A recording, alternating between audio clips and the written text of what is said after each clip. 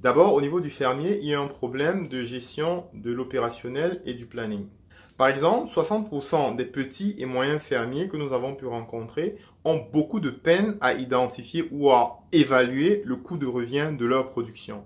Un peu plus de 25% des fermiers que nous avons rencontrés sont incapables, après la vente de leurs produits, de dire s'ils ont eu un bénéfice ou bien s'ils ont perdu de l'argent. Un autre problème, qui est probablement l'un des plus grands parmi ceux que nous avons pu identifier, comme challenge, effectivement, pour les fermiers camerounais, c'est celui de l'écosystème. Qui achète quoi, chez qui, comment et quand? La majeure partie des fermiers que nous avons pu rencontrer ne commencent à commercialiser leurs produits que quelques jours avant leur récolte.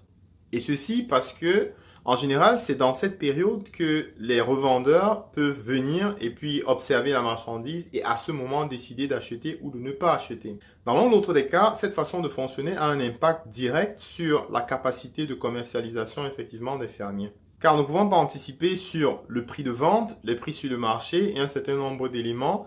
Ceux-ci se retrouvent en train de brader littéralement les productions qu'ils ont à leur disposition. Ceci illustre en fait la tendance au niveau global africain où plus de 35% de la production des fermiers, des petits et moyens fermiers en fait, est perdue dû aux entretiens, aux différentes activités de la post-production. Un autre problème, et pas des moindres, que nous avons pu identifier sur le terrain, c'est l'accès au prix du marché par les fermiers. Pratiquement, vous avez un fermier qui se retrouve à Bafang et qui, par exemple, produit de la pastèque et qui a pour fournisseur, en fait, pour client, un monsieur qui est un revendeur au marché, par exemple, de Sandaga à Douala. Ce qui se passe, en fait, c'est que le fermier, ne sachant pas exactement le prix au niveau de Douala, a donc de fortes chances de se faire, entre guillemets, exploiter par ce revendeur qui, finalement, se fait une marge de pratiquement 300% pendant que le fermier a de la peine à couvrir ses charges. Pour résoudre ce problème, nous avons justement rajouté